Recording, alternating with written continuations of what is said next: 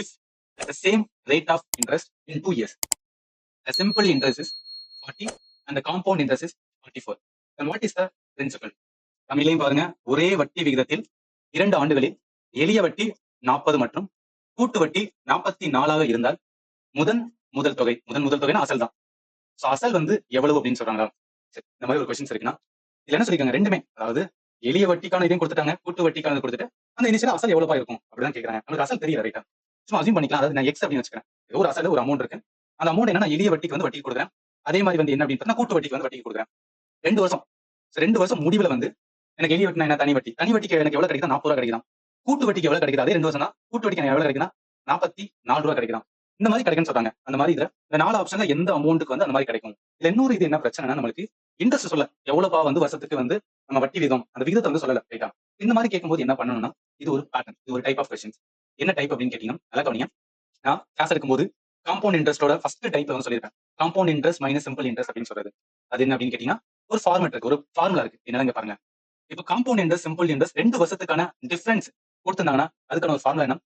Compound interest minus simple interest 2 வருஷத்தோட difference equal to principal into R/100 whole square. இந்த formula நான் வச்சுக்கேன். இந்த ஃபார்முலா தான் என்னன்னா நம்ம அப்ளை பண்ண போறோம். ஈவன் எப்படி கொஸ்டின்ஸ் இருக்கும்னா, நான் கிளாஸ் எடுக்கும்போது எப்படி கொடுத்துருப்பேன் இந்த மாதிரி, அதாவது difference between simple interest compound interest அப்படின்னு சொல்லுவாங்க. இந்த மாதிரி ஒரு பேட்டர்ன் வந்தாவே ஓகே, டிஃபரன்ஸ் அப்படின்னு ஒரு வார்த்தை இருக்கு, சிம்பிள் இன்ட்ரெஸ்ட் காம்பவுண்ட் இன்ட்ரெஸ்ட் இருக்கு, அமௌண்ட் கொடுத்துருக்காங்க 2 வருஷம், இந்த மாதிரி வந்தாவே என்னன்னா உங்க மைண்டுக்கு ஸ்ட்ரைக் ஆகும். ஓகே, இதுக்கு ஒரு ஃபார்முலா இருக்கு, அந்த ஃபார்முலா நான் அப்ளை பண்ணணும். இது ஓகே சார். இப்ப பார்த்த கொஸ்டின்ல எங்க இந்த மாதிரி வந்து கொஸ்டின் இருந்தது? இந்த மாதிரி தான் கொஸ்டின் இல்லையே, இந்த மாதிரி வந்து டிஃபரன்ஸ் இல்லையே அப்படின்னு கேட்டீங்கன்னா, இதுல வந்து நம்ம ஒன்று எடுத்துக்க முடியுங்க. என்ன எடுத்துக்க முடியும்னா, நல்லா கவனிங்க. அதாவது 2 வருஷம் கழிச்சு சிம்பிள் இன்ட்ரெஸ்ட் 40 ரூபா கிடைக்குது, காம்பவுண்ட் இன்ட்ரெஸ்ட் 44 ரூபா கிடைக்குது. இது ரெண்டையும் கழிங்களேன். நம்ம ரெண்டையும் கழிச்சுனா என்ன கிடைக்கும்? 4 ரூபா வந்து கிடைக்குதா? அப்படின்னா டிஃபரன்ஸ் தானே. நல்லா கவனிங்க. இந்த இடத்துல டிஃபரன்ஸ் மீன்ஸ் என்ன அப்படின்னு பாத்தீங்கன்னா, அதாவது ஒரு அமௌண்ட் இருக்கு, எனக்கு தனி வட்டியில வந்து 40 ரூபா கிடைக்குது, கூட்டு வட்டியில வந்து என்ன 44 ரூபா, 2 வருஷம் தான். அப்ப ரெண்டு நான் கழிச்சேன் அப்படின்னா எனக்கு என்ன கிடைக்கும்? 4 ரூபா கிடைக்குது. அப்ப இதான் டிஃபரன்ஸ். என்ன பண்ணிக்கலாம்? Compound interest minus simple interest 2 வருஷத்துக்கான 2 வருஷத்துக்கான டிஃபரன்ஸ். ஃபார்முலா என்ன? இதான் நம்ம ஃபார்முலா பார்த்தோம். ஒரே நிமிஷம் நான் காமிக்கிறேன். ஃபார்முலா ரொம்ப ரொம்ப important. P R/100 whole square. இதுல நிறைய பேர் டவுட் பண்றது என்ன, P R/100 இப்படி போடுவாங்க. அப்படி போடக்கூடாது.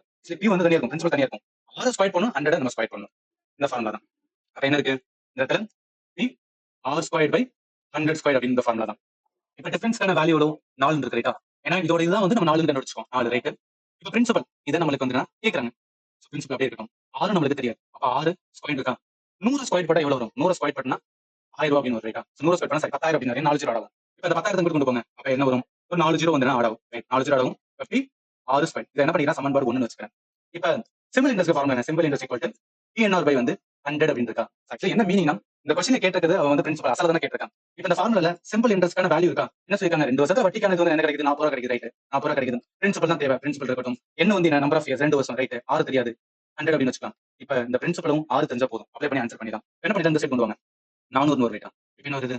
2 இருக்கு, சோ 2 PR இருக்கு. இப்ப அடிக்கும்போது என்ன வரும்? 200 வரும். இப்ப என்ன அப்படின்னு பாத்தீங்கன்னா, அதாவது நல்லா கவனிங்க. PR ஈக்குவல் டு 200 இருக்கு. இது சமன்பாடு 2 வச்சுக்கிறேன். நான் என்ன பண்றேன்னா, சமன்பாடு 1 2 இருக்கு பாத்தீங்கன்னா, அது வந்து அடிக்கிறேன். அதாவது சமன்பாடு 1 மேல வச்சுட்டு சமன்பாடு 2 வந்து கீழே போறேன். 2 என்ன டிவைட் பண்றேன்? என்ன வரும்? PR square equal to 4 zero வரும். அதே மாதிரி என்ன? PR ஈக்குவல் டு 200 அப்படின்னு இருக்கு, ரைட்டா?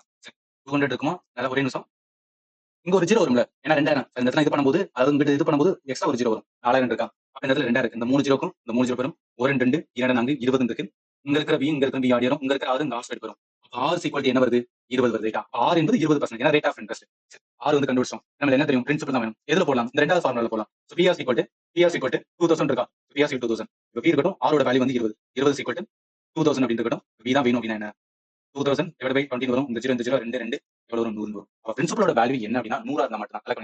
இந்த क्वेश्चनக்கு பிரின்சிபலோட வேல்யூ 100 இருந்தா தான் என்ன ஆகும் அப்படின்னா, 2 வருஷம் கழிச்சு அந்த ரேட் ஆஃப் இன்ட்ரெஸ்ட் எவ்வளவு அப்படின்னு பார்த்தா 20% நமக்கு என்ன கிடைக்கும்? 40 கிடைக்கும். காம்பவுண்ட் இன்ட்ரெஸ்ட் 44 கிடைக்கும்.